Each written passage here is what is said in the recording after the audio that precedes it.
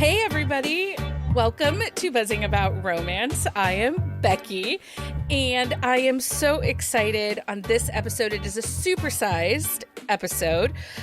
So an extra large helping of swoon, banter, and laugh out loud moments, because for this episode, it is all about the rom-com. We gathered an incredible panel of authors who know how to blend heart, humor, and happily ever afters.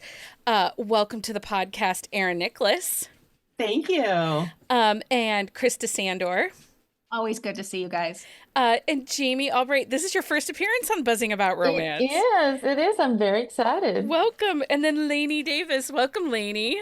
Hello. Always happy to be here. I'm so excited you guys are here and to talk rom-coms with me. Because let's be honest, we all need a little bit of more humor in our lives right now. Always, but especially right now. Especially right now. And it's so funny because I find myself going to rom-coms right now when things just feel really big and overwhelming. Not just in reading, but also like in TV watching. Mike and I started, I made him get BritBox, and we are watching Mrs. Brown's Boys. Has anybody watched that? Oh, no, but I have BritBox. Yeah, I'm going to. It's hilarious. It's so funny. Awesome. It's this very large Irish family in Dublin. And the mom, Mrs. Brown, is actually a man playing the role. Like a Mrs. Doubtfire. Yes. Yes. But she's not out as like she's mommy and mammy, they call her, I guess, I think is what with their accent it sounds like. It's so ridiculous, you guys, this family. And then I watch that and I think, oh, okay, well, that's funny. A little broken. Yeah. But funny. Well, that's where a lot of humor comes from. Right. It's the little cracked open places. It's so funny. If you haven't watched it, we actually saw just a couple random like little clips on TikTok. And I think there's like 4 or 5 seasons of it.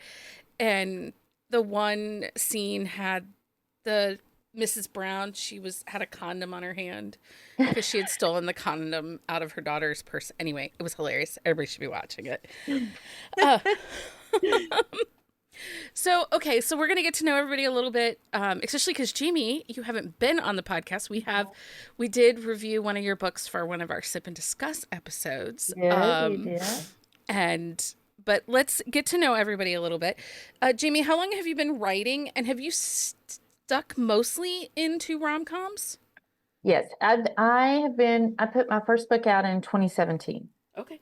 So I actually didn't start writing until I turned 50. So I didn't write anything before then. And then about 2.5 years after I started writing, I put the first book out. And then, I've only done rom-coms, but right now I am writing a book that is, the best way to describe it is if Steel Magnolias and the Dukes of Hazzard had a baby, this book would be that book. Cannot wait. That's a great description.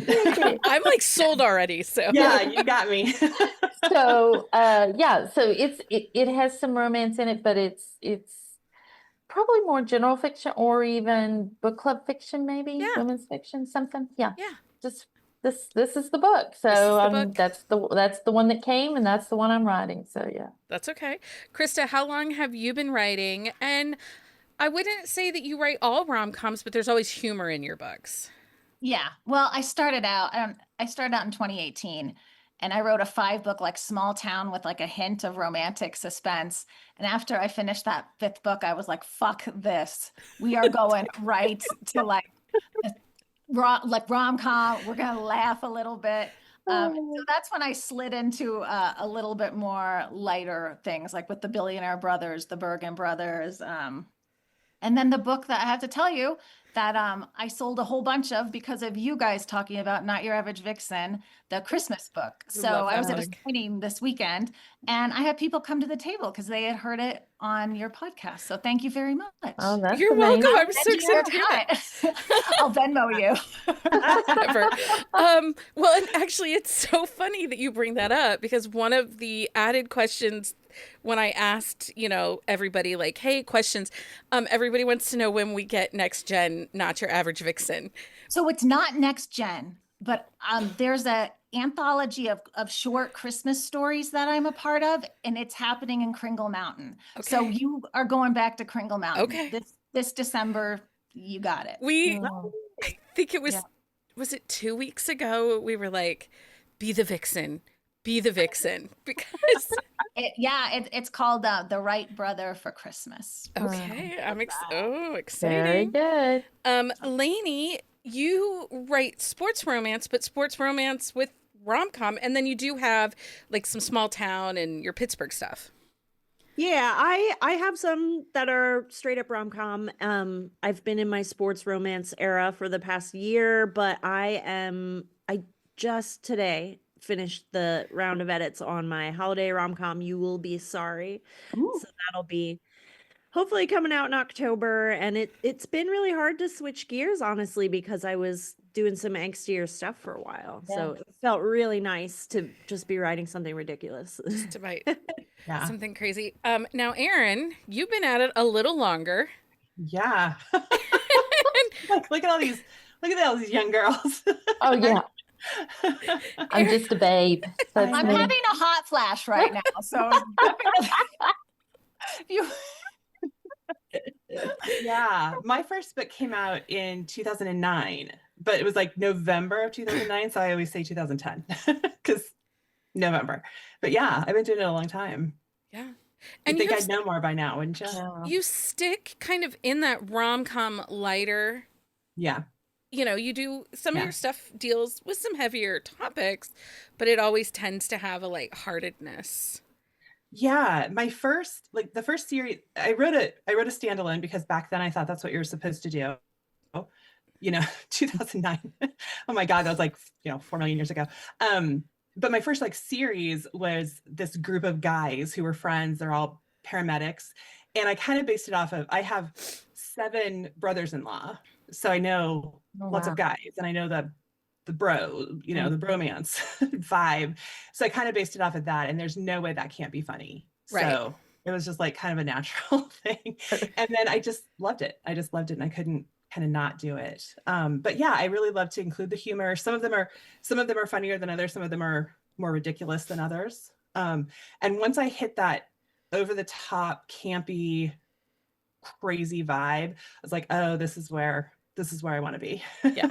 So As I'm standing on the sidelines cheering you on, being like, Yes. make it campier. Lean Yes. into I the get these camp. I text her what do you think of this? And she's like, oh my God, yes. And 47 exclamation points. So I have an enabler here. Well, so Erin sometimes likes to use animals. Krista likes to use random drag queens sometimes, and also edibles, yeah. which is hilarious. There you go. Oh, maybe that's what I'm missing. It might be. It's fine. It's good stuff, Erin. You gotta throw that. Now, your characters are while you're writing. Maybe because those are both. two different things. Maybe both. Lainey, you've used animals. Yeah, the one I just finished off, it's got goats in it. And my editor was like, do goats really do that? I was like, listen, I did research for this. I Goats are talked to a gold, bunch of goats. always. That's all You I'm can saying. always, goats are always rom-com gold. And Jami, you tend to use just banter and settings, but you do have a couple of older people. Yeah, I was going to say I use old people. Old I mean, people. when I say old people, I'm using quotation marks because, we all get closer to that age. But basically, I use my mother. I mean, she did say last week I was at her house and she said, I have a feeling I've been in way too many of your books. Like, oh, you have. I mean, she's read them, but I don't think she sees herself until after the fact. Yeah. Right. I love. Have her autograph some of them with you. Yeah. I know. Those will fly off. Well, the she did go to a signing with me one time, and she was telling everyone, "Oh, they're so good, they're so good." But this one, she does take the Lord's name in vain. So I'd be like, sold. Which one? That's no, so I think she cute. sold more books that way and she didn't think she was. She thought she was warning them off, Yeah. but she wasn't. Yeah. That she was Somebody asked my appalled by your readers. My husband was with me helping me this weekend at the signing, and somebody asked him what spice level. Oh, what did he Oh. say? Did he know any of the vocab? He was like, spicy. You're Spicy. You don't understand, poor Dave. Now, and I have to ask this about all of your husbands, because so like Mike Burrier he is the voice of reason in our house. Like I'll be like, I have an idea, and he'll be like, sit back, Right. let's talk it breath. through. And I know for Krista, he's kind of your voice of reason also. Yeah, he's the steady guy. He's the right. I knew after the first date that I was going to marry him. Yay. Wow. But are the rest of you, is it your spouse that's your voice of reason, or are they like cheerleading you on and enabling all of the chaos? Oh, my spouse has no suspension of disbelief, so he doesn't get involved in fiction at all. Same.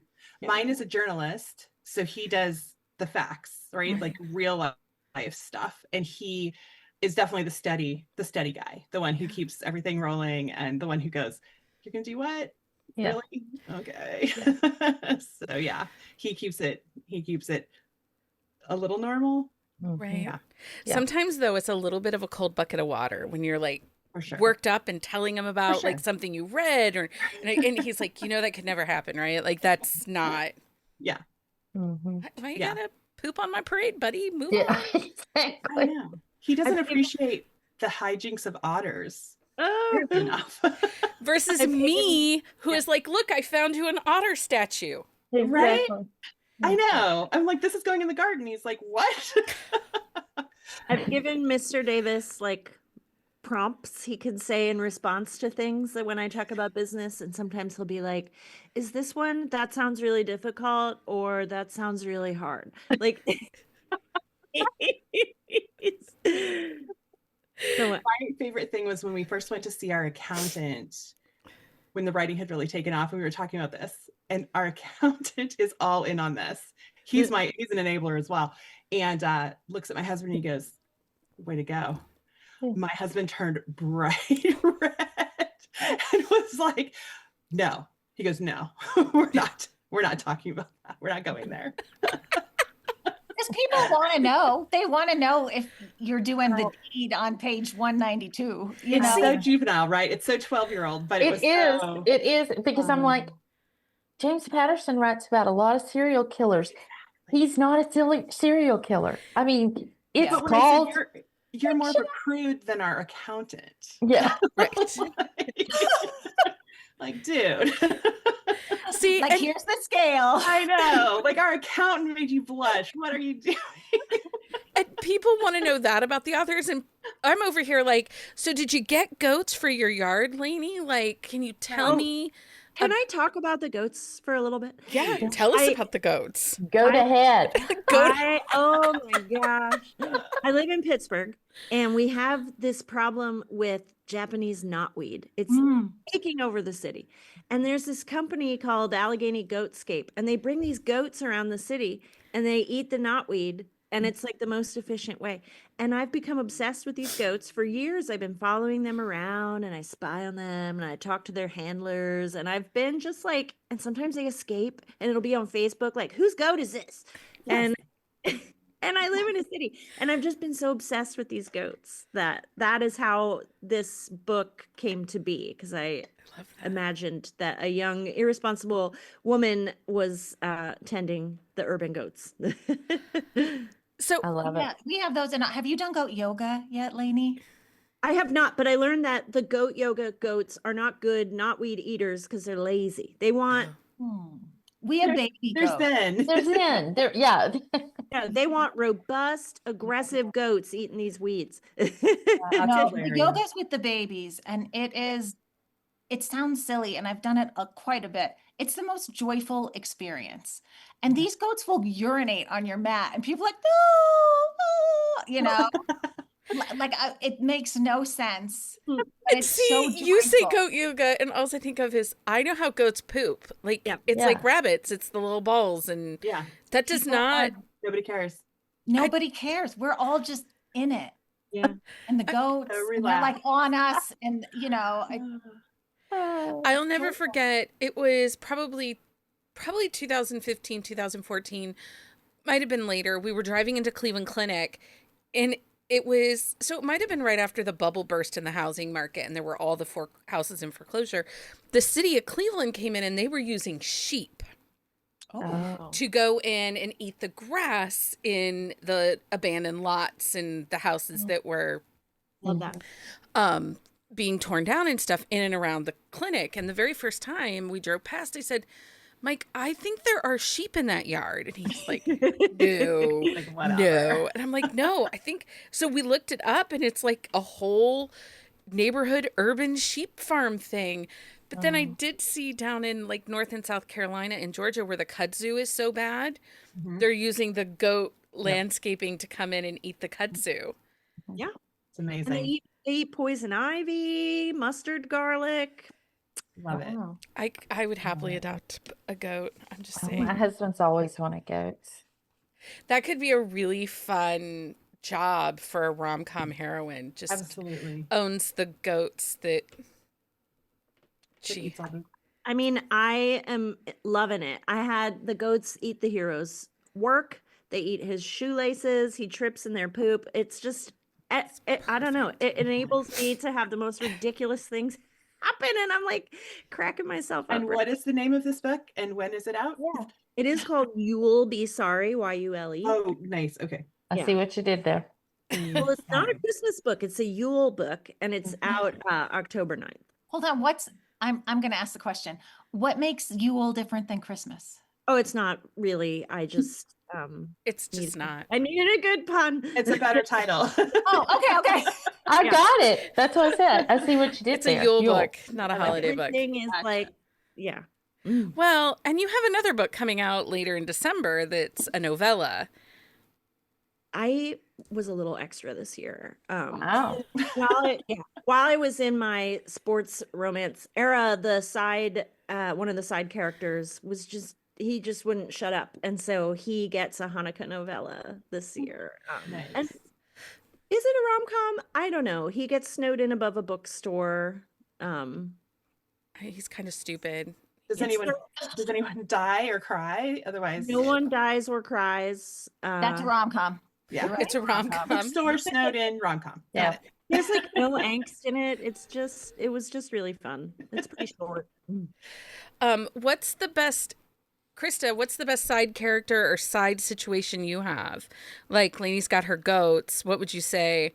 I have thoughts, but I think what are you saying? Like the drug dealer and Vixen? well, there's like the drug dealer and Vixen, but there's like Santas on snowmobiles, drag queens on a bus. Yeah. Retired drag queens on a bus. Yeah, but they're always I'm kind of like Jami. I kind of like to have my kind of elders that can kind of drive the story or be funny, but at the same time kind of teach the lesson, Right. Like kind of like Absolutely. they're hilarious, but they've been there, they've done that, and they can kind of be that come to Jesus voice. And I always use my grandma Sandor. So she had this wit, and she didn't say a whole lot, but when she did, she either like took you apart or lifted you up. Like there was no in between. You played in those ranges with her, and I loved her. I just loved everything about her. So Yeah. And Erin, you use animals also. Yes. I have giraffes and penguins and goats and otters and I mean, why not? Why not? Why not? I said to my editor, if I can have a 20-year career and write a book with a giraffe in it, I'll be happy. She goes, what's stopping you? And I was like, what is stopping me? So I found a way to bring giraffes to the Louisiana Bayou. There you go. wow. That Yeah, in and you're of wrong, itself is comment. funny. Yeah. Yeah, animals, but I also have elders. I have kids. I do like to bring in kids that are funny sometimes. Always the kids that are funny are, of course, like 10 but talk like they're 40, you know. Like so precocious. Yeah. Yeah.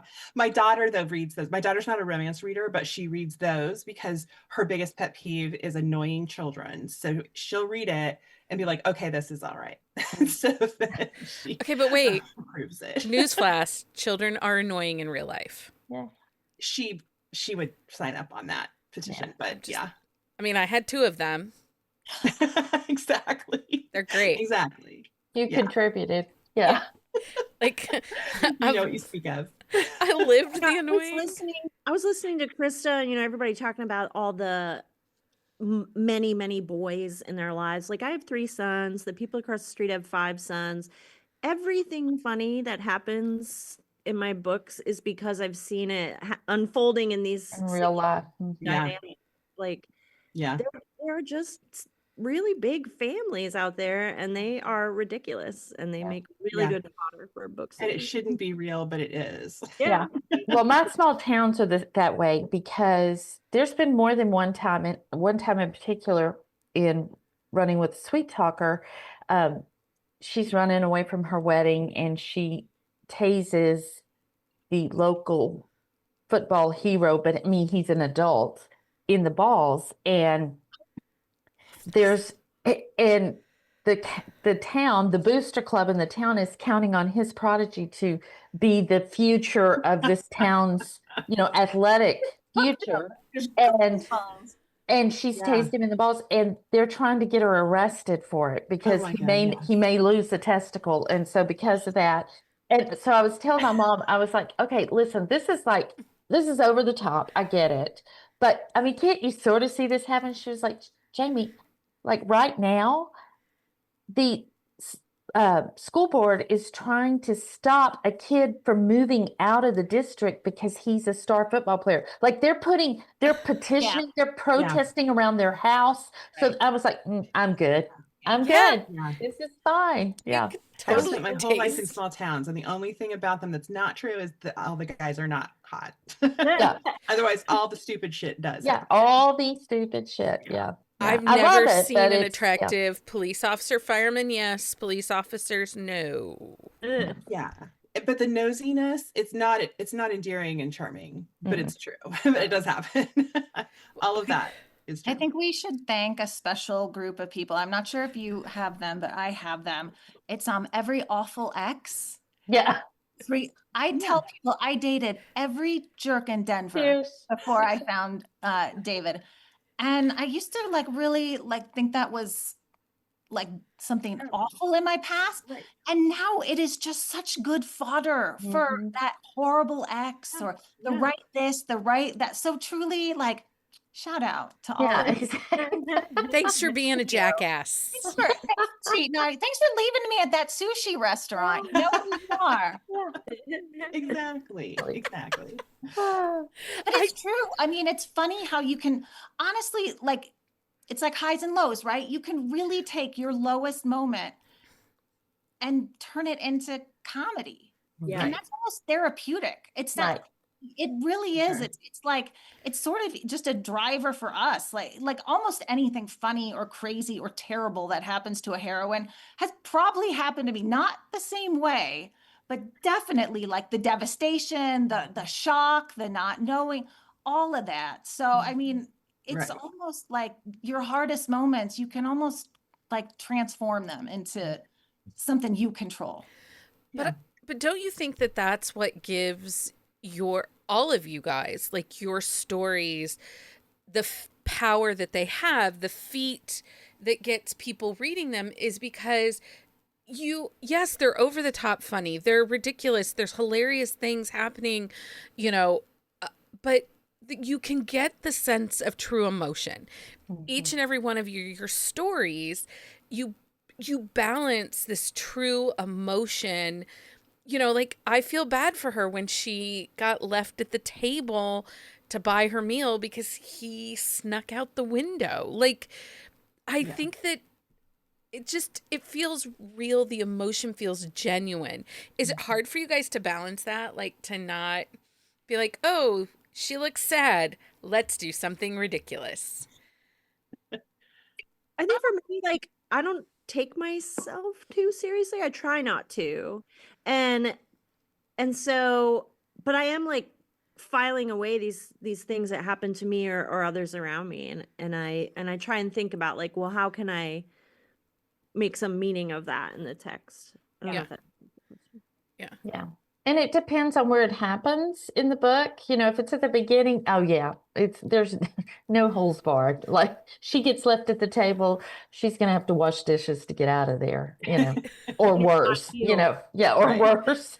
So, so, but if it's later and it's something where she's sad or something, I might not bring in humor just because I don't want to take away from the emotions of what's happening in the book, because ultimately it is a funny story, but it is a love story, and I want that to come through. That's such a good point. I think that's true. I think the characters come off when you first get to know them, right? Just like as the reader is first getting to know them, it seems a little silly because you don't understand them. You don't know them. You don't understand their motivations. You don't really know what's going on. And then as you peel those layers back, you're like, oh, well, this isn't quite as stupid as it looked in the beginning, or this isn't quite as silly. Her reasoning, makes sense or whatever. So that's true of life. Like think of getting to know somebody, and maybe you don't know someone that well and they react very strangely to a situation. And then as you're like, oh, well, of course, like his dad walked out on him. No wonder when we're talking about this same situation with, because I used to be a teacher and I would talk a lot about like what inner city things would happen. And some people would just, I think, God, how could you be so cold or so aloof? And then you find out, oh, well, they've had that. Yeah. That's, so it's just like Jami said, maybe at the beginning he can look like the jerk or walk away or whatever, do something crazy.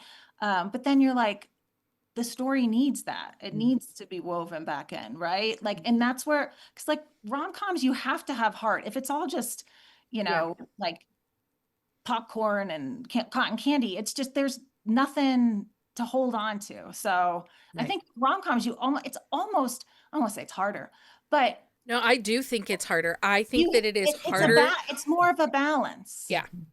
I think that writers that write rom-com, there's more challenges in it. I think even writing versus writing suspense. Suspense, we know there's going to be a third big bad, right? Like you have a third main character with that big bad. So, you can solve a lot of issues with just blame it on the big bad, right? They can force situations. Rom-coms, you guys have to balance the heart, the couple, and a little enough of the chaos to make it feel light and funny and fluffy, and but also that you're taking something away and you're like, oh, yeah, that was really great. I'm so glad I read that. And so I think that, and you have to have those memorable moments, right? Like the lines that stick with you, the situations that you're like still giggling and laughing about. So I do think, Krista, that writing rom-com is actually one of the harder subgenres of romance to write. It's hard. Oh, go ahead, Krista. I was going to say, just it has its own challenges. I mean, angst is hard because you have to, you can't stay up here all the time either, right? You have to, but I agree. So go ahead, Jami. I was just going to say, and it's hard to know when you've gone too far. I mean, because you can go too far and then you just have a book that's one funny, ridiculous thing after another, and we're left with why are we here? And I never want my readers to feel that way. I always want my readers to know, if they're reading one of my rom-coms, that we've started with this couple and we're going to see them do some crazy step up. In the end, you're going to get that romance feeling, that close the book feeling.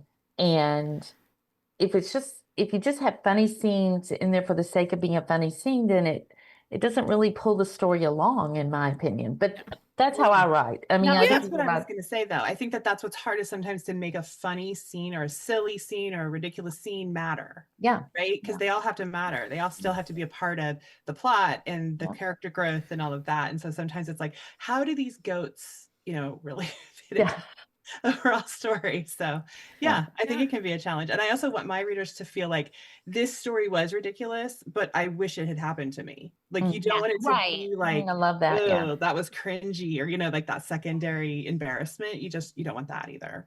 Yeah. And it's even so when I always kind of go back to teaching a lot because it's sort of how I learned my rhythm. And with kids, it kind of has to be a high to a low to a high. Like you can't have children silent reading for 90 minutes, right? Like maybe 20, and then there's an activity, and maybe it's this. And you need that ride to kind of get you through. And that's kind of how I think about, the books. Like they kind of have to have a little balance as you go through them. So Sure. Yeah. I think, and I will make the statement, you can agree or disagree with me, I think that rom-coms dictate HEAs more than HFNs.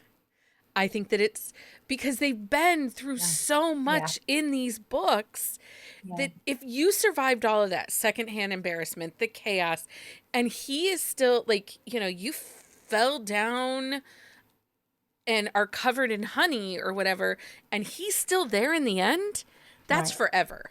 Yeah. Because if I can make that big of an ass of myself and he still wants to kiss me, he's in it for good there. Yeah.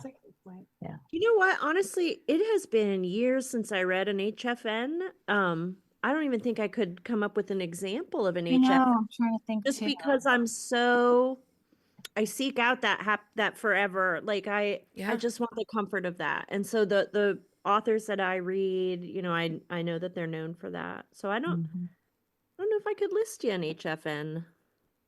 I think the rom-com though too is such a good feeling. It's such a euphoric, this is fun, that I think an HFN would be a little bit of a letdown. Yeah. Like for me, that's maybe just a me thing, but the HEA feels so much more like, also, I'm going to float away from this story. Right. Yeah. I need them to be okay in a rom-com. Yeah. And I need them to be okay forever and ever. Amen. Like, Yeah. No doubt. Yeah. Definitely. That's all mine in with a wedding. Or an engagement. all my brides books end in a wedding, and then my other two books are they're an engagement. We know they're getting engaged. Yeah. I mean, we all know I don't read epilogues, but I feel like all your books and HEAs. So just every time you just got to stab that knife in, don't you? I do. I have a whole thing with epilogues, and it wasn't until Melanie Moreland, she threatened, if I do not read the epilogues in her books, she has threatened to kill me off in her epilogue.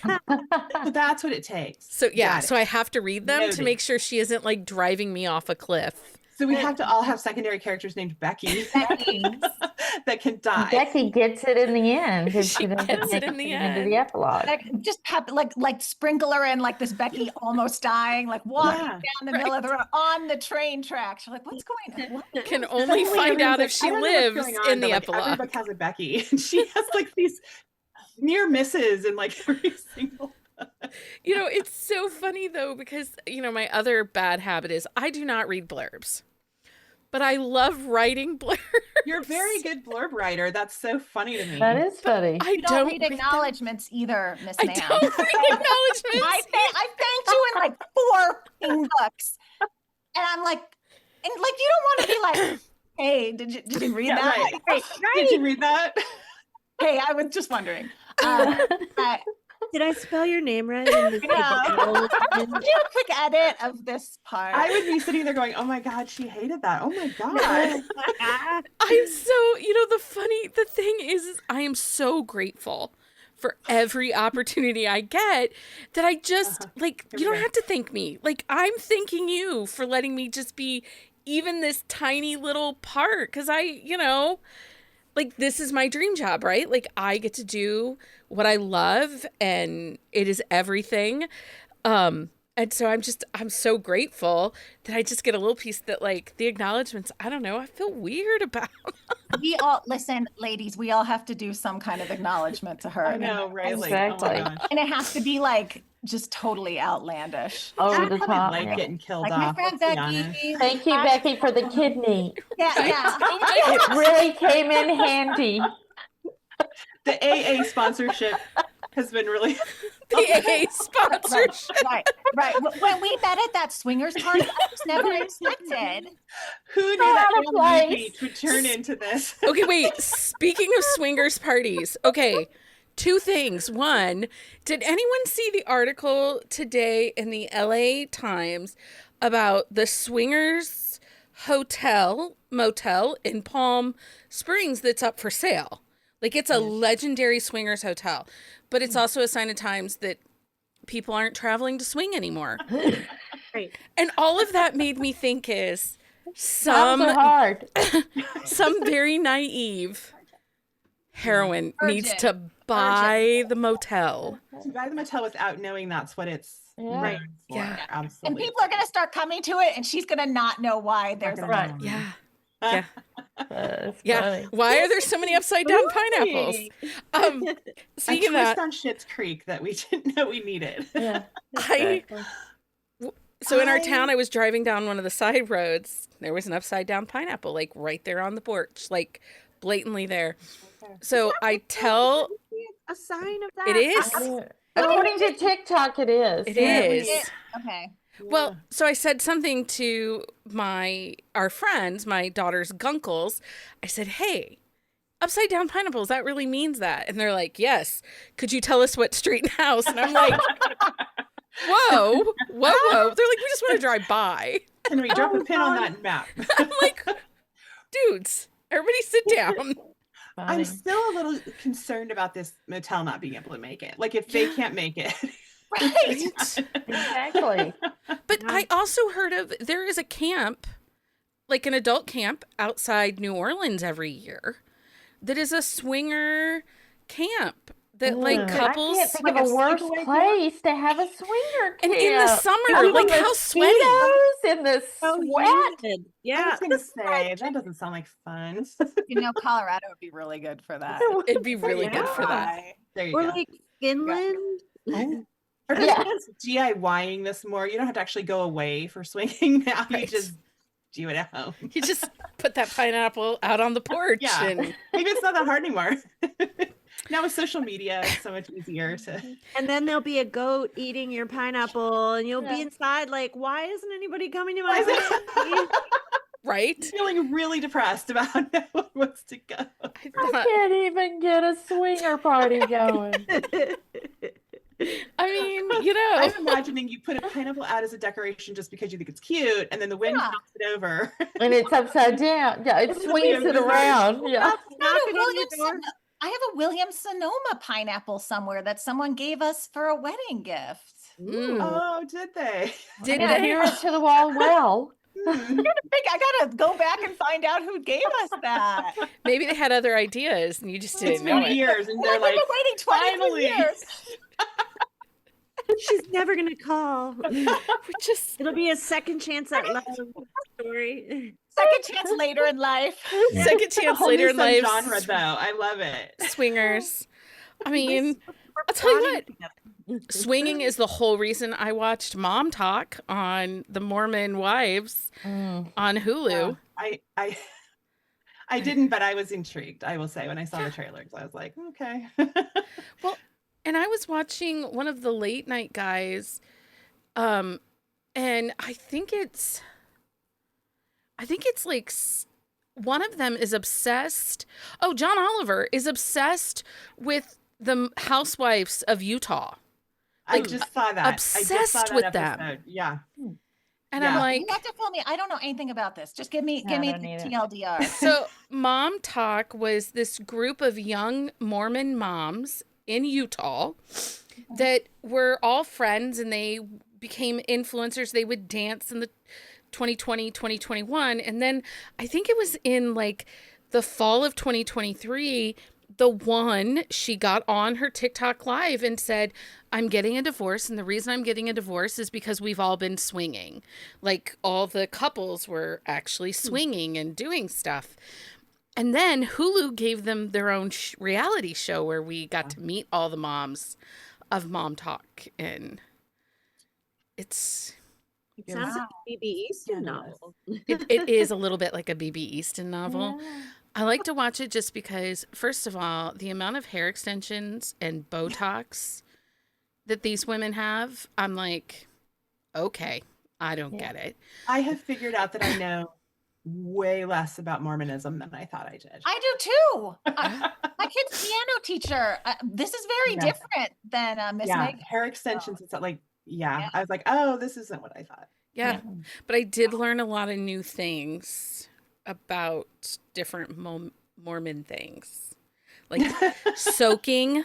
Like I didn't know what that I learned was. about soaking. What was that show? There was a show with all these senators who lived together in a house, a rom-com show. Oh man, but that's where I learned about soaking. Yeah. Hey, tell the girl from Kansas who didn't learn about soaking. Soaking.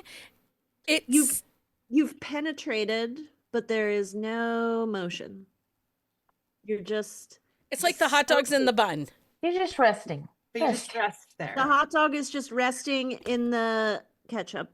No, Not ketchup, Lainey. it's not ketchup. It's like a boiled hot dog sitting in its juices. Are you? Is it because you're like? Are you both reading or not doing something sexual? And No, you just because they don't can't wanna have premarital sleep. sex. If they're moving, if they're not moving, somehow it's not officially sex. Right. Yeah. Okay. I mean, Krista, you look down your face, right? You got it. It's a weird loophole. Yeah. Dated him too. No, It's like they also Mormons Indeed, it is. Mormons don't drink tea or coffee, but they'll drink the hell out of some Dr. Pepper. Yeah. Like, okay. So they cheat with soda. Yeah. Yeah. Yeah, but don't you think like But not all Mormons. like honoring the nature of something, like you're not really honoring the nature of something. I'm just like looking at this. It does. Of course. Listen, I am not a devout person, so I'm not in that headspace at all. Yeah, It's just not like, religious. It's really commonly known that they go to Vegas, get married, have sex all weekend, get it annulled, and go back home on Monday. I don't think God is up there like. He is not. He is Was that not. all? Okay. Like I don't think there's like a clock in, clock out. Apologies to all of the Mormons who are going to be watching this later. I know, Probably but, not. like, We've let us offended know. them off, I'm fairly Let us know. certain. I'm just learning so much here. So I have some TV to watch. I I guess I kind of thought that like that would also like exclude hair extensions and Right. Botox and stuff. Seriously. And then I learned about, and so I was like, oh, maybe I don't know as much about, which is very possible that the girl from Iowa. And I feel like because we're talking about TikTok, that I need to just put it out there that if you ever hear me say I heard or read something, I saw it on TikTok. Like I saw it on TikTok. I can tell you I read it somewhere, but I saw it on TikTok. You get all your news from TikTok very all my smart. news, heard it. You heard all it my on TikTok. medical advice. You all read it my on social Threads. advice. Yeah, all my That's what I social do. I'll advice. say, well, Nobody did read you it guys on see that? Threads. I'll say that to my kids. Did you see the thing? And they're like, did you get this from Threads? With that look on their face, like it's not even real. I'm like, come on, some of the stuff on Threads. Get is off real. Threads. Listen, I offended Spend a lot of time whole on Threads. I do too. I do too. My kids are disgusted by this. Threads is Why? bonkers. Why It's is the Wild Gen Z so West. hateful of Threads? It's Who? Gen Z. Gen Z. Why All do of they them. hate Threads? Oh, them. Yeah. All of them. You know. Yeah, Threads is very looked down upon. Hold on, I need to make a list of all the people we're going to offend on this show. Oh, yeah. Okay. Well, I don't worry I about offending actually, Gen Z. I did the amount of hate mail that I got when I made the statement that I didn't think Tom Sandoval was the villain that everyone thinks he is in Vanderpump Rules. The people that came at me, I was just like, whoa. We should have talked about the Sorry. rules ahead of time, what we can and cannot talk about. Yeah, I watched every season of Vanderpump Rules because I made the mistake of watching Traitors. Did anybody watch Traitors over on NBC? Which y'all should watch it because I think it would be a fantastic setting for a Yeah, rom-com. I've heard it's good. Yeah. It's fantastic. Alan Cummings' outfits I love are Alan Cummings. Oh, I He's love right. him. Okay. chef's kiss.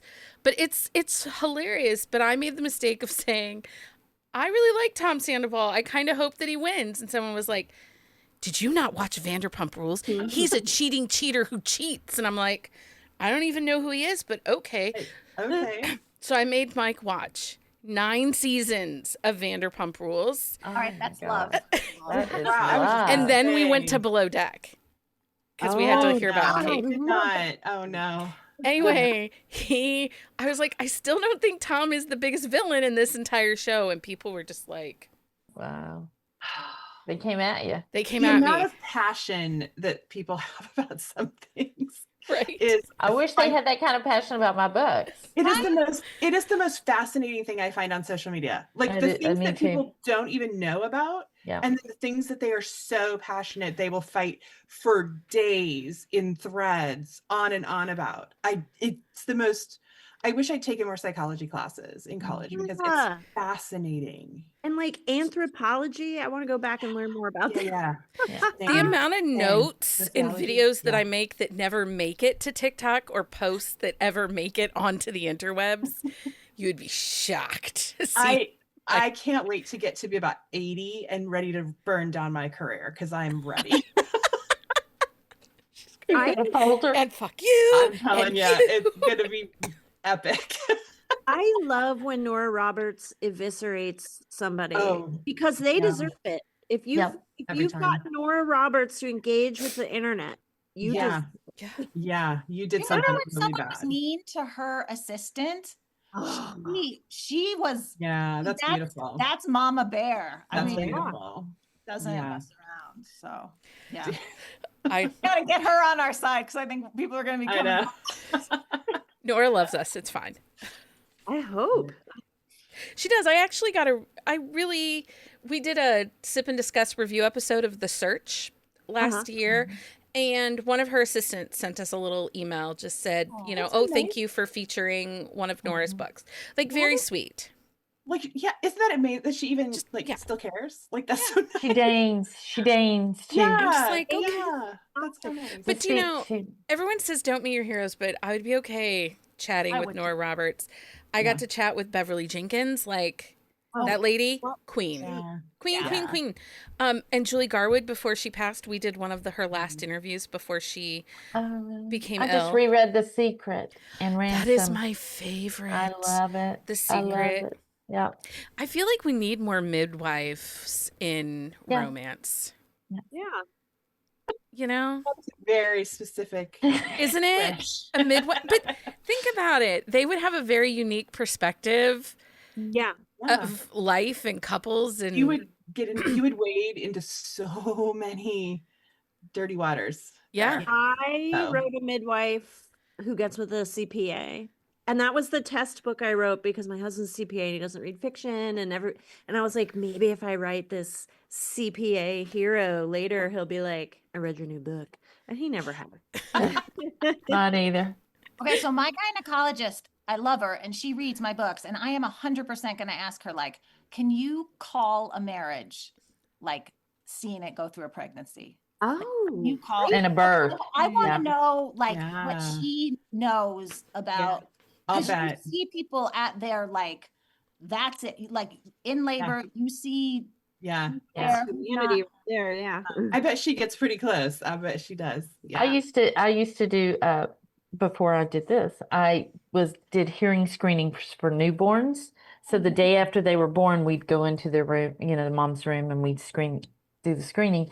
And you don't meet people at their best the day after they've had a baby. No. And there were a lot of situations that I was like, come on, baby, get this test over because this room is about to explode if I don't. I mean, you can just feel the tension in the room. Yeah. And, Oh. yeah. I fought in a lot of doctors and hospital rooms with Mike because of the boy child. And so I know several doctors have walked in and thought, oh, these two are not going to last. Listen, bitch, But 27 you're also years. not at your best when your child is in No. medical. No, No. you're not. Well, You are not. even when Mike just had all his health issues, I'm fairly certain we fought in the waiting room. Like, Yeah. Yeah. I just think once you walk into a hospital for like an actual need of your own or a loved one, you're instantly not your real Yeah. self. you know? No. Or maybe you're really, Or really. you are your real self. Yeah, yeah. Unfiltered. Yeah. Yeah. Exactly. So we're all over 30, so I can say this without I'm sorry, 29. My That birthday was kind. as per our agreement upon marrying, my birthday cake is happy birthday, Krista, big 29. I Nine? have been That's 29 hilarious. for 20 years, my friend. You go, You friend. look great. You look fantastic. So we saw huge movements in rom-com movies and TV in the 90s and the early aughts. You know, we have the Nora Ephron age, and then, you know, there were so many TV rom-com shows, you know, showing the couple going through life and funny moments. Do you think that we are on the verge of that again? I do.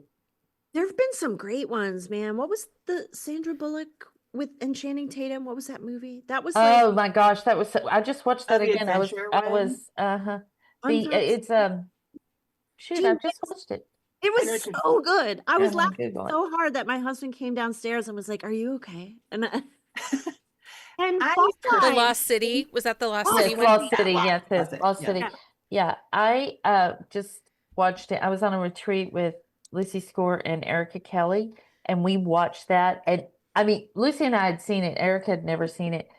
We were laughing so hard. We had to stop it several times because we could not get ourselves under control. For the Sobbing and just so funny. Yeah. laughing till my abs hurt. Oh my Yes. Lord. And I felt the same about Fall Guy. And I Yeah. liked Fall So- Guy. That was a great there one. was some real big like feeling moments, and like Yes. Fall Guy had some teeth too. Yeah. I mean, Yeah. I just thought it was great, and I would welcome 90 more movies just like Yeah. I know. I feel like my personal opinion is I feel like society wants it. I feel like we're ready for that. I feel like Mhm. everybody wants it. I'm very fearful that it can't be done well Yeah. consistently. I don't think that there are movie studios that are going to do it well. I don't think there's the writers that are going to do it well. I think they're going to take books and try to adapt them and not do it well. That's Right. what I'm Yeah. afraid of. Because I think if you look back to those rom-coms that we all love, that we go, oh yes, those were original scripts. Right. Right? And they Yeah. were written by people like Nora Ephron. Yeah. I just don't think. Do you that's know what I'm Nora afraid of. Ephron tried to write a novel and was told that her skills weren't that great, and that's why See, she it's a started total- writing it's films. Just a different, it's just a medium, different thing. So again, I do think there's a place in society. I think people would go see them, but I don't know that it'll be done the same way. So I'm Yeah. a little concerned. My concern is I have seen some great rom-coms. I mean, you know, my very favorite Notting Hill. Mhm. Still love that one. It's so Me good. too. But I've also seen rom-coms and I'm like, wait, did I miss something? In the editing, while they're trying to edit it down, they take out chunks that would have that were kind of critical to the story. And so then you just kind of go from this funny thing, there's a deep thing, and then all of a sudden we're happy. There's no working through emotions. And I think you get from Notting Hill and some of the others, you know, Yeah. the And other a lot ones. of They times just take the they, beat, like certain beats, They right? skip them. They take them out during editing. Yeah. and I think that they sacrifice the heart moments for the funny moments that we were They talking do. about before, where you have to have both.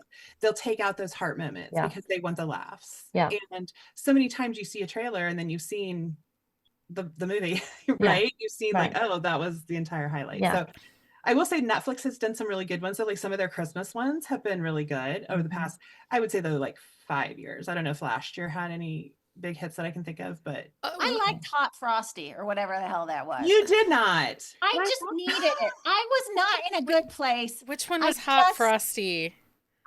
She's on the sofa like this. It's okay. It's okay, Krista. It's okay. It's okay. I liked it. It was like Lacey, what's her name? Chabert. Sometimes I just need her on a screen to be okay. Sure. I was okay with it. I know it was a little bit.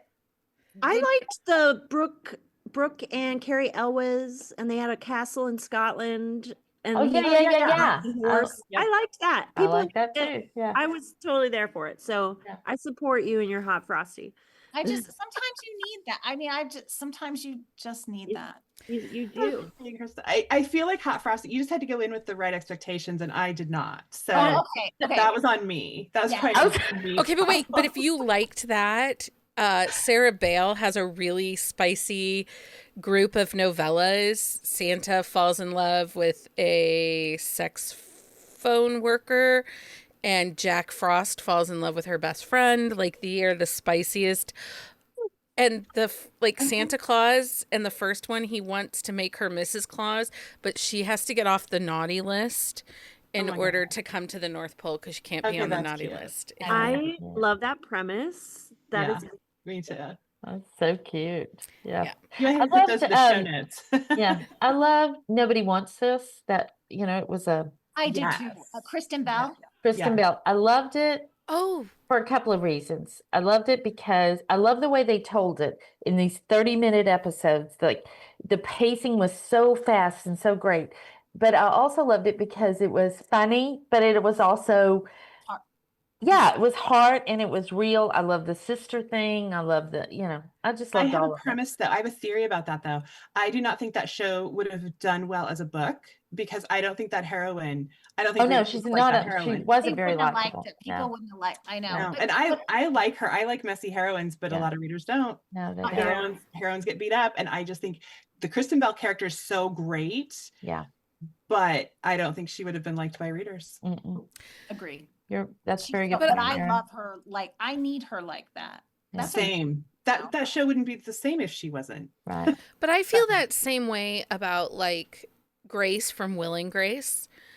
Yeah. Definitely. Because she was successful and business minded and very straightforward thinking, and made lots and lots of mistakes. yeah, Mhm. I don't think she would make a great heroine. Mm-mm. I think Nope. readers would be incredibly critical.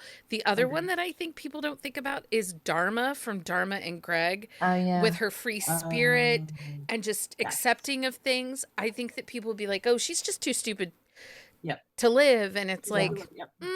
but was she, or was she just true and authentically herself? Right. I love that show. I haven't thought about that show in a long I time. In a long time. It was a I good one. love that show, and I need someone to reboot a rom-com romance book that's Like that. like that. Either he's the hippie and she is the straight-laced over, that'd be fun. Yeah. I'm all for Insta any. love. See, nobody likes Insta love, but yeah, we do. We really like Insta love. What's the movie? It's so good where she's just getting divorced and she goes on that like nature trek hike, and then the guy leading it is like somebody she knows. Is it the Catherine Center book? No. This is a Oh. Netflix movie. Oh. And then she goes. She kind of like finds herself on this hiking trail, but she also kind of falls in love with this guy who's always liked her. I think it is a Catherine Center book. Is it? Yeah, Okay. but I can't remember the name of it. Well, and Hannah Bonham Young wrote one similar to that, Out of the Woods, or a similar premise, and I loved it. Oh, it was so good. Out of the Woods, Yeah. Out on a Limb was also very good. Her new book that comes out on Tuesday, amazing. Oh, of course you got to read it early. Listen, there are some benefits. There's some perks. Happiness for Beginners. Happy. Yes. Look at me Yeah. trying to find it. Yeah, it's a Catherine Center book. Yeah. I really like that. Is it? Yeah. It was. Well, so that sounds like that was a successful Good. adaptation. I'm glad to Yeah. hear that. Okay, I'm Yeah. glad to hear that. Yeah. So many times they just don't do books well. It makes me sad. No, I know. And there's so many being bought right now. I mean, every day. You See, and I people just saw don't the believe news. me. We just did an episode on film and TV rights, and we talked about all the books that got picked up and the likelihood of what's actually going to get made. Yeah. I know. And then some of the stuff that we learned about authors actually taking on executive producer roles versus taking the profit, the payout profit. They're taking it in a different form as executive producer, which, okay, business-minded, great, and more likely the book will probably get made. But, you see people every week so excited, like, this book got bought. And I'm like, it's not going to be there for a couple years if it makes it. Yeah, Right. if it makes it. Yeah. They've made Elle Kennedy's off campus, like the trailer looks really good. It That's what does. They've made that look good. So I'm Yeah. hopeful of that. I'm not a big college age demo. I just That's saw not usually my that, thing, but They just optioned Butcher and Blackbird, which I saw that. Yeah. I believe that'll get made because it's so. I think so too. I'm surprised it's taken this long. Two Yeah. serial killers fall in love, and oh yeah, it's a rom-com. Yeah. Well, it's so different. Yeah, I think it Yeah. might get made too because it doesn't have a lot of competition. No. And I just reread the third one in that. I just felt like I needed it. It was my favorite, and I maintain that those they're not dark romances at all. Like They're not dark at all. Cinnamon roll, like green flag heroes, apart from the murdering. For the killer part. Yeah. But even Nevessa Allen's her Lights Out and All Caught Up, I would say, are not dark romance. They're I haven't read rom-coms. those. Yeah. I mean, they're stalkers, but there's, you know, he's a kitty daddy. He loves the cat. Right. Like, I mean, Right. He just has a weird hobby. it just stalks people and kills them. Like, I'm I mean, sorry. if you're gonna do stalker or serial killer, though, like me, I'd probably go, well, okay, you can follow me around as long as you don't kill me. Oh, see, I think that's a quitter. I think How much do you really like me? Don't you want to kill me? You only want to You watch? only want to watch me? What? Heck. I'm worth being murdered. Worth being Not murdered. worthy of being stabbed. Gosh. I did watch, did you watch the Thursday Murder Club? That's the Yes. older people in the retirement center. That was exquisite. It's And so and I've- funny. I've read the differences between the book and the movie. I haven't read the book, but that show was so well done. Pierce Brosnan was loving himself in that role. Yes. But It was but okay, but I need a rom-com now, like the daughter taking over the manor Yeah. and Have trying you to. watched Only Murders in the Building? Yes, Is I that- love that show. Love it. it. Fantastic. Yeah. It's fantastic. And I love Meryl Streep in that, and the romance that is present in that show is a delightful It element. really is. Yeah. I agree. It really is. It gets better. Very few, in my opinion, very few shows get better like third season, Right. Fourth Mhm. season. Usually it's like the first 2, 3 are really fun and then you stick with it because you love it. This keeps getting better. Like I would actually not rewatch the first season. I would start with season 2. That's what I keep telling Although in the people. first season you did have the cat that the guy Yes. was obsessed Yes. with his cat. I mean, there are important things about the first season, but it's definitely not as fun. The first No. season's like way angstier than Yeah. later. Then they like realized, oh, let's just be silly. Yeah. Yeah, they are really leaning in right now. They are. I told my son really likes it too, but I said, I don't know if it's even as fun for you because like all of the guest stars are definitely for like my Yeah. demo. Yeah. I don't even know if you know who these people are. Right. We watch it with the kids; they're into it. Yeah, he really does like it. He was so funny. You had the funniest thing. So he's 24, so age level, right? And so this started when he was what, 2020 probably, right? 2019, he was in college. And he goes, it's kind of cool how it just comes out once a week because then you talk about it in between and then you really anticipate it. He goes, we all get together and we watch it and we're excited about it. And I'm like, oh, yeah, that is a kind of new cool. concept. Weird that they've never thought of that before.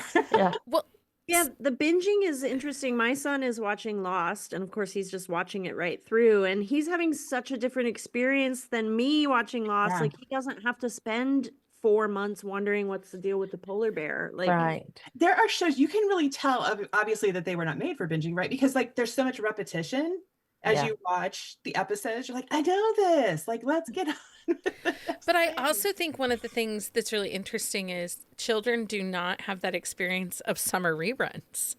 I Right. know, right? You know, They because there's don't. new content in the summer. Yeah. I mean, I didn't watch Big Brother this year. They were annoying. I was well, like, and also reruns are available to them whenever they like. They don't Right. have to be home at 3 o'clock. Right. My husband was like, can you imagine if you missed it? You just missed it. And then you had to hope in the summer you were around when it was on.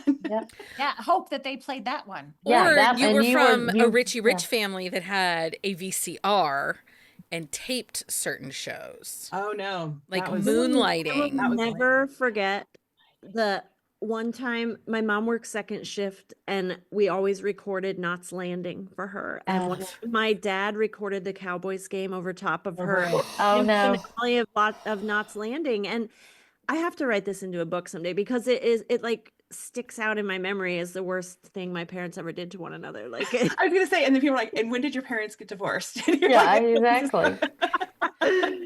Wait, so never my forget. mother had a soaps tape, and every day from 1 to 2, she would tape Days of Our Lives. Yep. And I'll never forget the one time it didn't tape. And I really thought that like that was going to be the end of Lynn and Ray. Like Yeah. the house was getting burned down. that was not going to Or be. moving out. That was Not it. good. Okay, so how many of you did watch daytime soaps? Because Oh. it's perfect fodder for rom-coms. Like seriously, like your heroine could be possessed by the devil and the priest could come in and save her. I Stuck mean, in a hole. My husband still goes, she's probably still stuck in that hole. Yeah. She probably is. well, and then I knew kids that got to stay home from school to watch Luke and Laura get married. Right? really, Like like what was that, General Hospital? I didn't yeah, know. that was General Hospital. Hospital. Okay, because we were Days of Our Lives people. But I remember a girl and Yeah. she got to stay home from school to watch. Yeah. I was at Days of Our Lives. I was an ABC, I mean, NBC. CBS person. Because my grandmother was, As the World Turns, Days of Our Lives, those. Young But and I the did Restless. watch Young One and the Life to Live That was and me Young too. and Young and the Restless. Yeah. And I didn't watch General Hospital until I went to college. I didn't have a TV in my room, and so there was a TV in the main room, and Yeah. so I watched it there. So Becky, are you saying that you think that this is the pipeline to rom-com romance writers? I'm wondering. Daytime soaps. soaps. Well, I can tell you that so I love a messy book, right? Oh, I did. Oh, have you read The Wedding People? We'll go back to that. I haven't read The Wedding People yet. I'll cross my finger. Go. Okay. But I love a messy book, and we read Synethia Williams, her Peachtree Grove series. Yes. And these people are messy. And Leah interviewed her and she's like, "Oh, where did you get your inspiration?" She's like, "Well, I really liked daytime television." And I'm like, Oh, yeah. That's so funny. Oh my It's gosh. true. I actually never thought about that. It is true. but the messier a book, I'm in. Yeah. Yeah. I think a lot about One Life to Live because I was always such a Todd stan, and they made Oh, him yes. like a bad guy, but a soap opera can redeem somebody. Yes. He real was a bad guy. But Yes. you really liked him. Yeah. Yes. Yeah. And so I feel like I learned so much from watching stuff like that. Yeah. Yeah. Like, do you remember Sammy? Yeah. Yes. Sammy. Oh, she was bad. But I now hated she's her. like the star of Days of Our Lives. Like she's know. the new Marlena. Like Yeah. she's, I mean, Because remember when she put on the perfume to smell like her sister and then seduced Austin? Yes. Yes. Yes. That was college for me. That was like every day, 1 o'clock. but don't you think you could use something like that gone terribly yeah, I love wrong in a rom-com? Yeah. Like, Okay, before you have to watch, hold on. It's called You're the Worst. If you want like a dark rom-com, I just stumbled. I think it's on Netflix. It's older, but I think it's like 3 or 4 seasons. They are so damaged and horrible, but you love them. You 100% love them. They are the worst characters. You could, and they completely deserve each other. But then you fall in love with it because you get to know them. Yeah. They continue to just be terrible, and it's Look at her face. She's so Oh, she's delighted. Yeah. and they're But messy. it's interesting because if you wrote those characters, I mean, readers would not. No, They would not go for that. That's so funny because just the different mediums and what you can get away with and what you can't. I wrote one character where she was the one who left, like the opportunity was hers, Yes. to have the second chance romance. Hey, I get the most. Exactly. Like Heaven her. forbid a woman have any ambition. Yeah. Yeah, Exactly. right. Do any of you so interesting. Do any of you have audio, and do people receive the characters any different in your audiobooks? Like I feel like I have different sets of reviews. I have an unlikable heroine in my book Foundation. She's like, but in the audio, Carly Robbins is the narrator, and people Love her because she's Carly Robbins. I mean, Carly Robbins is awesome. Yeah. Yeah. I I do have audio. I don't think I've noticed that it's different, but I was scarred early in my career by unlikable heroines. So I guess I have to be honest, I'm a little more careful with them now. Yeah, me too. I will tell you though that like reading a character in audio can sometimes feel very different than reading a character in the book. We did a review, and I can't even think of what review we were doing. And I was like, oh, it didn't bother me. Like it didn't bug me but I did the audio. Interesting. Yeah. So it ended up being Oh, I know it was the Catherine Cowles books we reviewed, but I didn't even like the book. But the heroine didn't annoy me as much. Yeah. You know, That's like, well, and kudos to Carly. That's really interesting. I Yeah. never, Yeah. I haven't really Well, I noticed think that, it's but like that's within interesting. the soap operas, you can see their facial expressions. It does something different to the dialogue, and definitely Carly is like conveying, I think, a vulnerability. Yes, that you don't Yeah. get some on the page. Yeah. For Yeah. sure. For sure. okay, Yeah, tell us about Wedding People, Jamie. Oh my yeah. Yeah. It is Because I see it such everywhere. a perfectly messy book. It is, I loved it from beginning to end. It was one of my very favorite books this year. And Oh. it is a romance, but it's not a I mean, it's not like there's no sex on the page or well, that's not true. I guess there is sex on the page, but it's not, explicit or anything. It's just spicy, not spicy, Right, like my husband would say. like your spicy. husband would say, yeah. I don't even know if it probably is just spy, not even spicy. But it's just funny, and the characters are just so messy. And I won't say anything else because really you should go into it blind idea. Yeah. Okay. Because the first chapter you're just like, what? I mean, Yeah. it's Nice. so You're great. the Worst is similar if for a TV show. Yeah, You're yeah, just a hot fucking mess. yes, yeah, Love There it. for it. You're like, See, you're there for and I it. Yeah. like the messy. That's a Give me great the one. messy. yeah. But because some of my favorite characters for each of you are these very messy, Yeah. messy heroines. Yes. Yeah, you have to be careful because people really are tough on women. They're very No. hard They on, are. yeah. Yeah, it's hard. And you would think that they'd be more relatable, right? Because aren't we all a little messy? Well, Yeah. Well, don't you or think get some weird. of it is that you see that as your own fault or your own For sure. stumbling block? Like, Yeah, so for sure. somebody that is plus size and somebody that is always been on the louder side, like my whole life I've been told indoor voice, quiet Yeah. voice, so if I come across a heroine who is plus size, who's very loud and unashamed and just living her life full and loud, it can be depending on how she's received by the hero or the people around her can truly define how I relate to her. Am I mad at her because everybody seems to just accept her as she is and no one's telling her to be quiet or you don't fit here, so to speak? Right.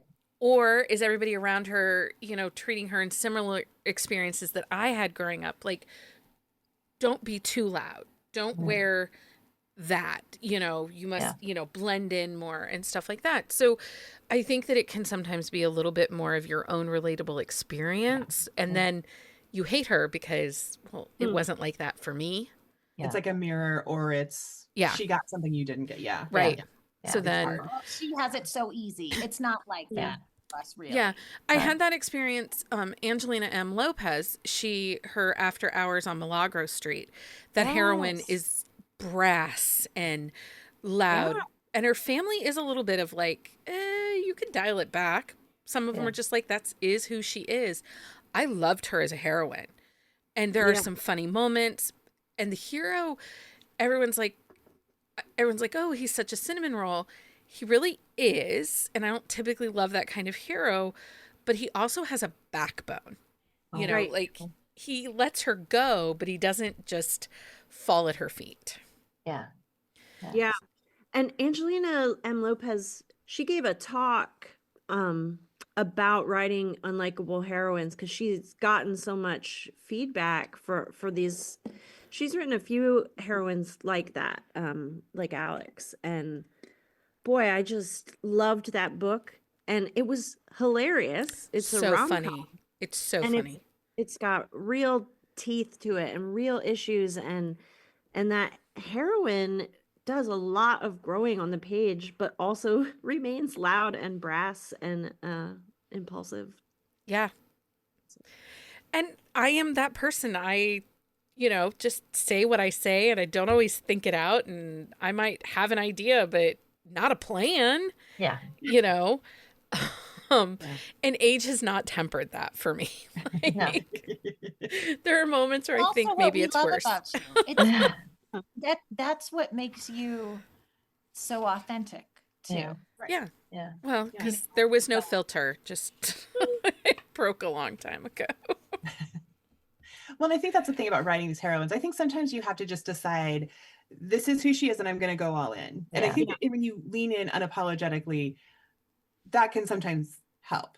If it's just like, this is who she is, everyone accepts it, she accepts it, we just acknowledge that that's what she is. I think that sometimes when I have misstepped with heroines, it's when I haven't done that.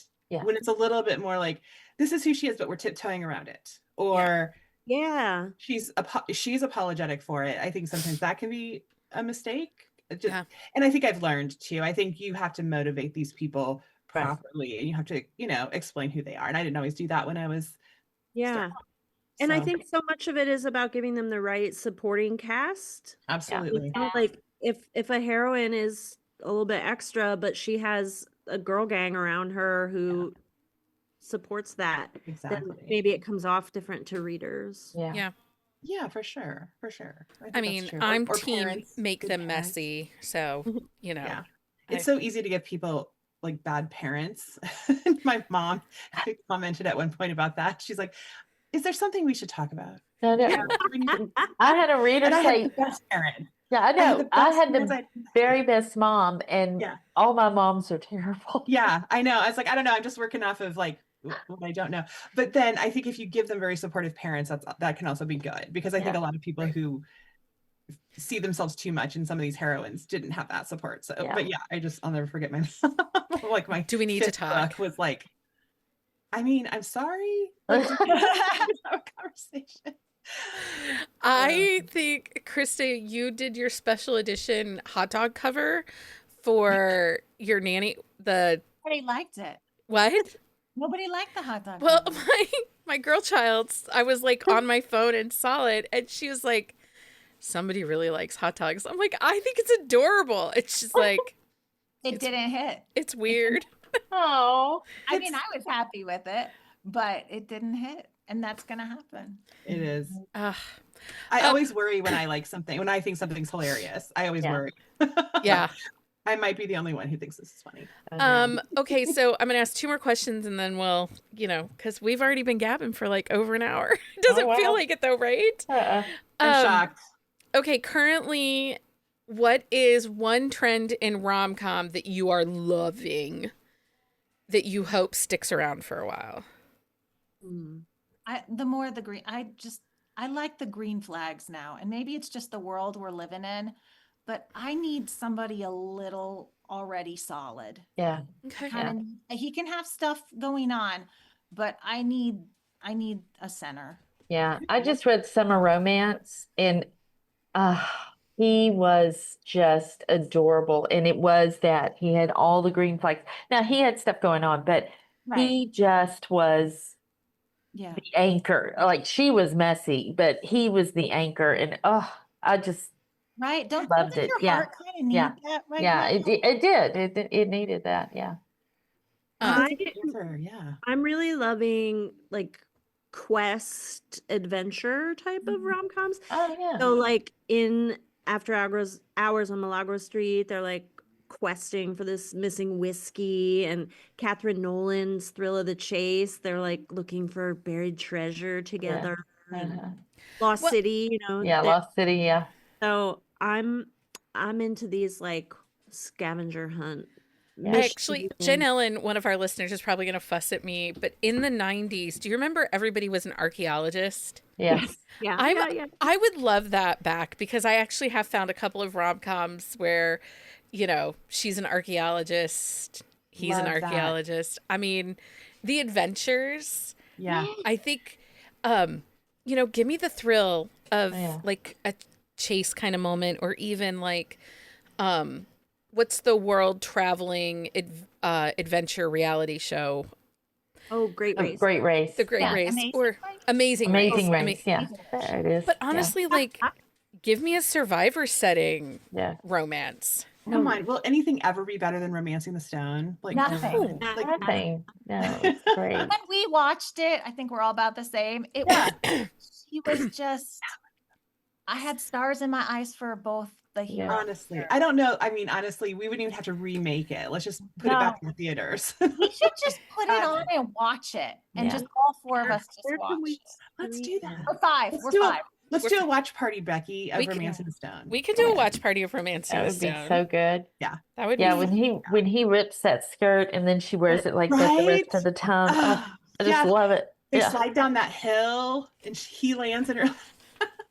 Come on. So good. It was no, it's so good. I love the rom-coms though. So like Romancing the Stones, but I wasn't necessarily like in love with Sleepless in Seattle. But give me, you know, While You Were Sleeping, or you know that's my favorite. Yeah. How While to You Lose Were- a Guy in 10 messy. Days. It's messy. It is messy. It's my It's messy. favorite movie. But Absolutely. you just want her to be loved from the first moment you Yeah. see her. You want to hug her. Yeah. Like, you can come to my house for Christmas every single year. I mean, Right. even like 27 Dresses, I love Bridget that one, Jones' too. Diary. Like I love Yeah. those. But I actually, my secret like laugh, I loved the American Pie movies. They're so terrible. They're so terrible. That and Can't Hardly Wait. Yes. Oh, They I were did like Can't so Hardly Wait, naughty yeah. and terrible, but like Yeah. I still, something will come up and somebody will say, remember that one time? I was like, was it at band camp? Was it at band camp? Yeah, this one time at band camp. Was it at band camp? Oh, I Joe wish versus the any other volcano. actress had done 27 Dresses, though. That I was wish a it funny not one. Katherine Heigl. Joe No, I versus the think I got it volcano. The right way. Yeah. I loved Joe versus the volcano. It's so the funny. luggage popping up I out of haven't the water and they make it into a raft. I haven't seen that forever. I'm gonna have to do a I rewatch. can't remember it either, but I need It to. was so funny. I do remember that scene, though. Very young Tom Hanks, though. I would watch that again Yeah. just for that. Yeah, it's Very worth it. young. What's Okay. the one where she goes to the town and she thinks she's talking to a psychologist, but he's the vet, and she got this house and the baby. Remember, she like got adopted a Oh, baby. yeah, the- it's Baby Boom. With Yes, that's a really great good one. Yeah. too. And She she's was- like the house doesn't. I'm trying Yeah. to think. She was like this big corporate, Right. yeah, 80s all of these corporate person, and then she That one I barely inherits a remember. baby and Yes, that's it. has to. She starts the chooses baby to food leave. chain, right? Yes, the baby food That's chain. Yeah. right. And Yeah. she ends up in like Vermont or somewhere Yes. great like Yeah. that. Baby Boom. That's Yeah. another one. We can watch that one then. That one's Yeah. old. That one's really old. I That think. one is old, but it's a good Yeah. one. Crazy Stupid Love with Ryan Oh. Gosling. That one's messy too. That one is Speaking so of- messy. And if you think Yeah. about it, the mom in that, Yeah. she's not super likable. Mm-mm. No, not really. No, not really. I mean, Yeah. That's really, God, we're covering like 30, 40 years of our Yeah. I here know. between Baby Boom and Yeah. Crazy Stupid yeah, Love. no, we are. We could teach a class somewhere. There's someone Seriously. at Harvard is like, that's a good point. There's so much fodder. I want it back though. I want those soft, funny I know. love movies, you I know? worry that there's no current, okay, I might be wrong, so you guys tell me. I worry there's no current Meg Ryan or Sandra Bullock. Like, who is a current who can Yeah. really pull that off and be like the sweet, messy, but awesome heroine? Right. And Yeah. Reese Witherspoon is too old. Reese Witherspoon. Yes. Sweet Home Alabama. Yeah. Absolutely. But Right. she's too old to play that young 20 something. Yeah. I know. And I just don't 30-something. feel like there's anybody like, I mean, Emma Stone is even kind of too Yeah. old for some. Or Jennifer Lawrence. Yeah. Yeah. Yeah. But they're in their 30s, and Everybody's doing angsty shit now. yeah. We need to keep funny young The girls. chat is saying there isn't one. And then they're this is talking what about I'm their afraid love of the of. John Hughes movies. Oh, um, yeah, absolutely. Pretty in Pink. Oh my God. 16 Candles. Yes. Love those. And then Allison here says, if you know Krista's books, you will always laugh at her food addictions. There is always food in Krista's books. Mm. I do have quite a relationship with food. I I've had a mean- problem my whole life. So funnel cakes. The things we bring into our writing. It's- the I real mean, life things. Perfectly fine. What is one trope or scenario in rom-coms you will never get tired of writing? So I will say my favorite is Married in Vegas. Oh, I like- love a good married in Vegas. Wake Up Married in Vegas. Yeah. Like, how did that happen? I love Like that. when I wrote Running from a Rock Star, which is a Wake Up Married in Vegas. Yeah. I was like, this is so clever. Uh-huh. It had been There's so a couple done. others. It had been so done, but I was like, It's when I was always writing it, fun. this is so clever. Always Like it's fun. a bubble. Like they're in that bubble, right? Yes. It's Yeah. Vegas. Everything's exciting. Everything is go, go, go. But it's always messy because you're never going to Always. walk out of that one okay. Always Right, messy. Yeah. right. I will read the hell out of it. I will always read that book too. Like Yeah. I'll always read that trope too. Yeah. I love it. I love writing fake dating. I love reading fake dating. I do too. Waking Up Married in Vegas is often, a fake relationship Yes. trope, and I just Yeah. love Yeah. I love fish out of water. I love putting I a do rich too. person in a Yeah. small town Yeah. and they have no idea what to do. Yeah. And I- with Rockstar, because it was my first book, I have Fish Out of Water. I've got Wake Up Married in Vegas. I have Opposites Attract. I have Found Family. I just kept throwing them in. I didn't really Yeah. even know I was doing it. The but kitchen sink book. Yeah, I love it. yes, it I mean, is, I think we but all yeah. have that moment, but I did see Runaway Bride is another one. So Jamie, Yeah. like you caught me because there was I like did. I had them all. I Wake Up Married, Is the Runaway whole Bride. series that, Jamie? Yeah, 5 Runaway Brides. Yeah. So do they all have different reasons for running away? Yeah, they do. That's Actually, awesome. when I wrote the first one in my critique group, we were talking about the second one, and I knew it was going to be Luann. And one of them said, "Oh, I would love for Luann to be a runaway bride." And I said, "Yeah, but Scarlett's really a runaway bride." And then I went, "Series," and then we all just piled on, and that's what it Yeah. is. Yeah, they all I- run away for different reasons. I One did is that with the actually, brothers. she runs away on the night of her rehearsal dinner. So Okay. she's Close not- enough. Like Close ready- enough. Yeah. Totally. Yeah. Totally. I Yeah. did that with the Brothers Best Friend series. I was like, I love this trope. They're all going to be, he's going to have 4 best friends and they're all getting with his 4 sisters. Right. Why not? Let's just what go is for it. romance? Tell me the same story, but do it different, Yeah. Yep. Exactly. right? Exactly. Yeah. Yeah. Exactly. My favorite first line is from my 4th book in that series. Is, "A bride walks into a bar."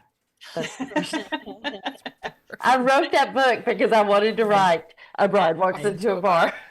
Which is Did you not guys ever unusual see- where I live in Northwest Ohio. Brides walk into bars all the time. My favorite, have you guys ever seen In and Out with Kevin Kline? Yes. Oh yes, I can't remember it. What's the Okay, so first- he's going to get married, but he's learning that he's gay. He's like Yes. figuring out that he's gay. yes. It is, oh my God, Kevin Kline, maybe my favorite Kevin Kline movie, but I really like him in lots of things, like French Kiss is one of French my kiss. favorites. Yeah, Yes, I was going to say but But French the kiss. funniest scene is his sister, who is Joan Cusack, Yeah. who's like a runaway bride sitting on the curb outside of a bar, everybody driving by her in her wedding dress. That's the scene I always think about when I think of runaway brides. I'm like, that's Yeah. the Yeah. scene, because you're not supposed to be happy about this, but No. then all the rom-coms, they're like, let's go. Yes. Get in. I have a runaway bride who, car breaks down the middle of nowhere, dress gets ripped, Of trying. course. Yeah. I mean, there's just something really fun about putting people that shouldn't be, like taking them and putting them Yeah. in Yes. worse Yeah. situations. It's not a The runaway bride. worst situations. Yeah. It's not yeah. a runaway bride book unless she's in her wedding dress. Yeah. Right. And something horrible has to And- happen. yes. Like Yeah. the beating, something. I mean, the hero has to, I think, meet her. Yeah. Yeah. When That she's in the one. wedding dress. Yeah. Yeah. Like that is, Right. that's like a requirement. Because you look insane. Imagine, Of course. here you are all like disheveled in a wedding dress. This guy, the lumberjack comes along. Like, of course he's going to be like, what? And how he reacts to that is the setup. That's the whole, Right. it That's tells you the exactly whole who setup, he is yeah. too. Yeah. Right. She finds out she has to live somewhere horrible. And he's like, oh, hell no, you're not living in that cabin. Yeah. Come with me. Yeah. And they're like, oh. Yeah. I think it's the rescue. I think there's still something very romantic about a rescue. The rescue. Or my Absolutely. runaway bride where the hero has to be talked into going to help her. Yeah. He's not the knight in shining armor at first. So they all go, oh my God, go. What are you doing? He's like, oh, Jesus. Okay, fine. Yeah. Those guys are fun too, because those usually become so gooey on the inside. Oh yeah. He's like, this Right. looks like a lot of trouble. This looks like Right. work. I'm not sure. Right. Why would I go after this? Yeah. Yeah. Okay, so we're going to do what is next for each of you, either your latest release or a book you have coming out, and then we'll finish up. Jami, what is next for Jami Albright? It is this book I'm working on this summer that changed us. And I don't know when probably right after the first of the year is when I'm shooting for. But yeah. And we will, on our On the Shelf show notes at buzzingaboutromance.com, there will be links to connect with all the authors on their social media and their website. So make sure you sign up for newsletters and stuff like that so you can know when these releases are happening. Krista, what's next, or what just happened for Krista Sandor? Krista Sandor just had a book come out, Always Meant for You. And then we're going to have a pretty big Christmas anthology of short stories coming. And then I've sort of been like squirreling away. I have a couple books already written, and then I'm going to start on one. So next year is going to be like a wham, bam, thank you, ma'am kind of. Wow. year. So you're writing ahead. I want to, because I'm so jealous of people who can do that. Yeah. That I want to train myself to. It's hard though. Let me tell you, it's hard to sit on books and be like, well, I mean, this is still a job and a business, and they're not doing anything for me. But I'm hoping, next year I will have a big year like that. But yeah, so there's it's a hockey romance. They're rom-coms. So he's a hockey player. There's a one bed and a bet, two booths and a lie. And then we're going to have to all get together and figure out my third title. I love doing that kind of stuff. Tell me anytime. Lainey, what's next for you? I have my rom-com You Will Be Sorry, October 9th. So if you like goats and shenanigans. This will be a wide release, so you can get it everywhere, including the library. Excellent. Oh, great. And then a Hanukkah book. And she has her Hanukkah book coming out. And then, yes, Lit for Him will be nice. up in time for Hanukkah. Oh, I love that. That's a great title. I didn't realize that was the title. Did it have that title always? Yeah, but when you edited it probably didn't have the title page stuff. Yeah. That's fantastic. That's so good. We do that. We keep the title secret from Becky. So while she's editing, she doesn't know what it's called. Hey, listen, there are times that happens. I didn't know I was writing that book. It just came out, and I emailed her. I was like, Becky, when do you have time?